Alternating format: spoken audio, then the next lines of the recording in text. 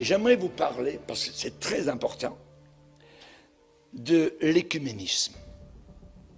L'écuménisme, chers amis, est quelque chose de terrible. L'écuménisme apostat de la fin des temps. L'écuménisme est en train d'envahir partout, partout, partout. C'est un ennemi. C'est Satan qui travaille. Et il veut nous avoir.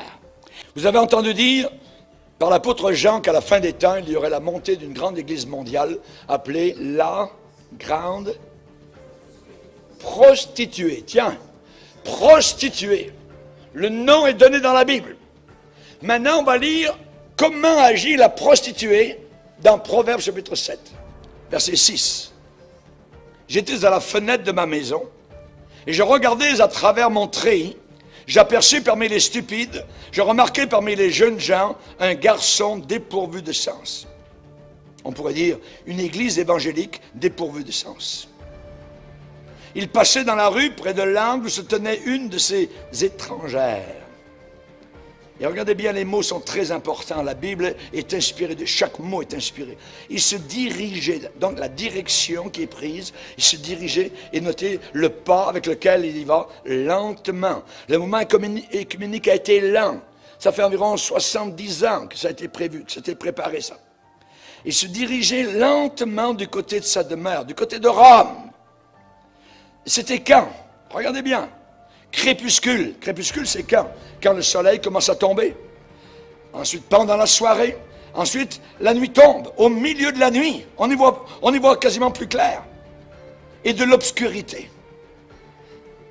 Et voici, il fut abordé. Il y a abordement.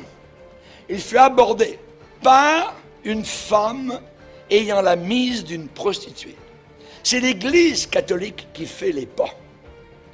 C'est elle qui s'avance. Il fut abordé par une femme ayant la mise d'une prostituée. La prostituée, elle est à moitié dénudée, elle est belle, elle est, je dirais, extérieurement, l'épouse à côté. Donc, il est attiré. Rome, c'est grand. Rome, c'est coloré. Vous voyez ces évêques qui marchent, tout ça, avec leurs costumes, ainsi de suite. Saint-Pierre de Rome, c'est grand, c'est beau, c'est magnifique. C'est la grande prostituée. Et il est dit que ce jeune homme, ce pauvre petit mouvement évangélique, est abordé par une femme ayant la mise d'une prostituée et la ruse dans le cœur. La ruse dans le cœur. La ruse dans le cœur. Et dans la réunion où il y a de nombreux, des centaines, je dirais, de supposés hommes de Dieu dans la réunion de Copeland, soudain arrive sur le podium un jeune homme qui est un pasteur épiscopalien qui s'appelle Tony Palmer. Et il déclare à tous ces gens qui sont là, la réforme de Luther est finie, c'est passé. C'est un jeune homme qui est dans la trentaine à peu près, je ne sais pas exactement, ouais. Et il déclare qu'il est prophète et qu'il arrive avec un message de Dieu selon Malachie chapitre 4, qu'à la fin des temps, Dieu enverra des prophètes qui ramèneront donc les choses ensemble, les désunions seront maintenant donc finies et ramènera. Et il déclare lui, ce pasteur épiscopalien, qu'il est revêtu du Saint-Esprit pour amener les non-catholiques avec les catholiques. Réaction chez Copeland à la fin du vidéo. Tous les gens applaudissent, se lèvent. Alléluia, c'est merveilleux, c'est glorieux, tout ça. Ils avalent, évidemment, le verre, l'hameçon et la ligne. Quelques semaines plus tard, ce jeune prophète, Palmer, meurt d'un accident à Londres, de moto. Et il est enterré. N'oubliez pas qu'il vient de déclarer que la réforme est finie. L'écuménisme, c'est la montée de la grande prostituée. La Bible dit que c'est une femme décrite dans l'Apocalypse, pleine, remplie de noms de blasphème. N'oubliez pas que l'Église catholique est la seule qui crée Dieu à la messe. Voici l'agneau de Dieu. Voici, c'est Dieu. Par la transsubstantiation, la magie catholique, ça devient Dieu.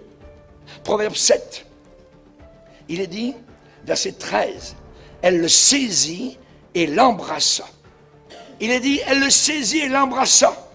et d'un air effronté lui dit, je devais un sacrifice d'action de grâce.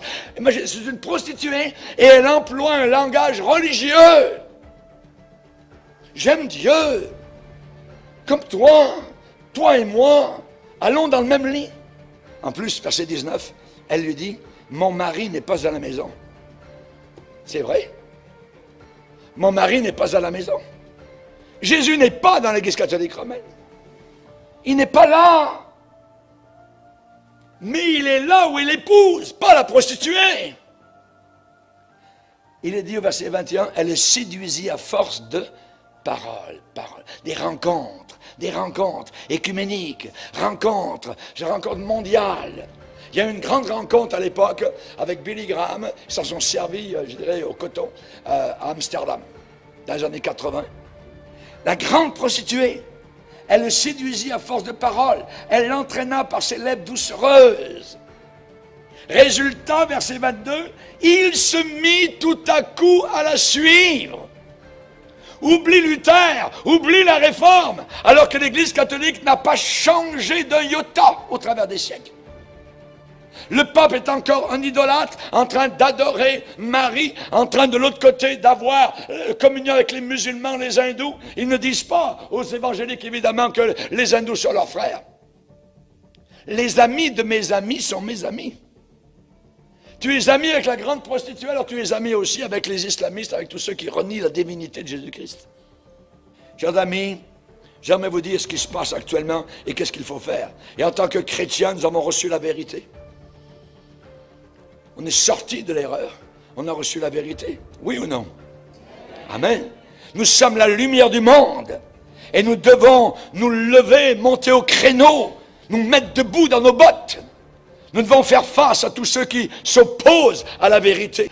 Nous devons prendre position contre des choses contraires à la parole de Dieu. Si quelqu'un vous prêche un autre évangile, qu'il soit anathème. Le pape est un idolâtre, il adore des statues de bois. L'autre jour, je l'ai vu à Rome, il a passé à côté d'une statue Marie et il a déposé une fleur au pied de Marie. Et il a caressé la robe de Marie. Quand le Fils de l'homme reviendra, trouvera-t-il la foi sur la terre? Trouvera-t-il la foi? Deux personnes marchent-elles ensemble sans être en accord? Amos chapitre 3, verset 3. Nous ne pouvons pas marcher, nous ne pouvons pas adorer, nous ne pouvons pas évangéliser avec quelqu'un ou avec un organisme qui enseigne un autre évangile. Parce que tôt ou tard, quelqu'un devra faire un compromis. Et ce n'est pas le côté faussé qui en fera. Ce n'est pas le côté tordu, le côté déjà dilué qui va se compromettre. Non, c'est le bon côté. Dieu est esprit et doit être adoré en esprit et en vérité.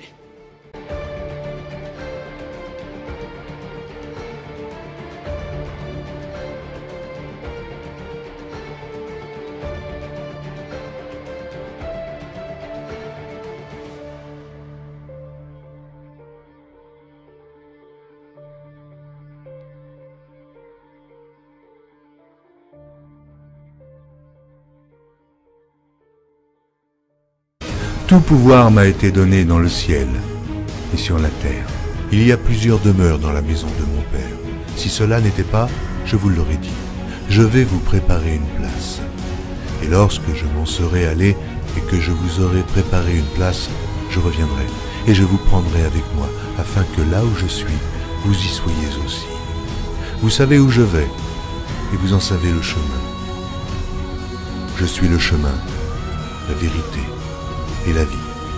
Nul ne vient au Père que par moi. Abraham, votre père, a tressailli de joie de ce qu'il verrait mon jour. Il l'a vu et il s'est réjoui. Si vous me connaissiez, vous connaîtriez aussi mon Père. Et dès maintenant vous le connaissez et vous l'avez vu. Et je vous le dis, avant qu'Abraham fût, je suis.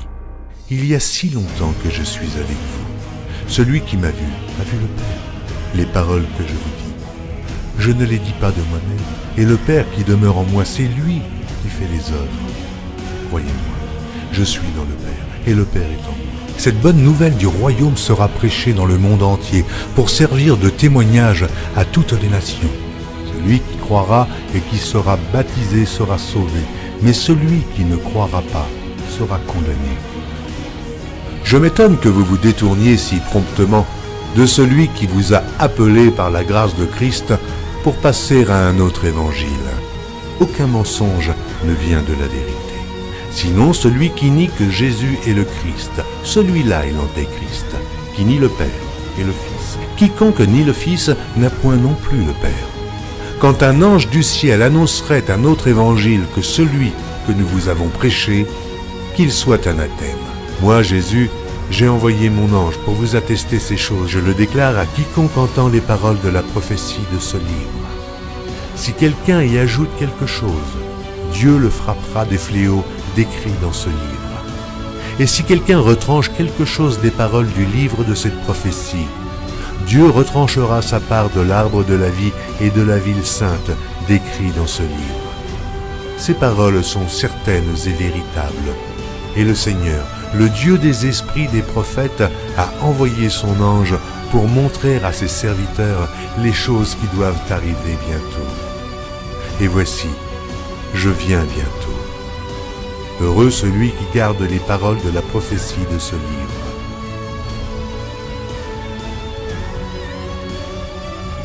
Voici, il vient avec les nuées, et tout œil le verra, même ceux qui l'ont percé. Et toutes les tribus de la terre se lamenteront à cause de lui. Oui. Amen. Je suis le rejeton et la postérité de David, l'étoile brillante du matin. Je suis l'alpha et l'oméga, dit le Seigneur Dieu, celui qui est, qui était et qui vient, le Tout-Puissant, le premier et le dernier, le commencement et la fin. Que la grâce du Seigneur Jésus soit avec tous. Moi, Jésus, je viens bientôt. Vous êtes d'en bas, moi je suis d'en haut. C'est pourquoi je vous ai dit que vous mourrez dans vos péchés. Car si vous ne croyez pas ce que je suis, vous mourrez dans vos péchés.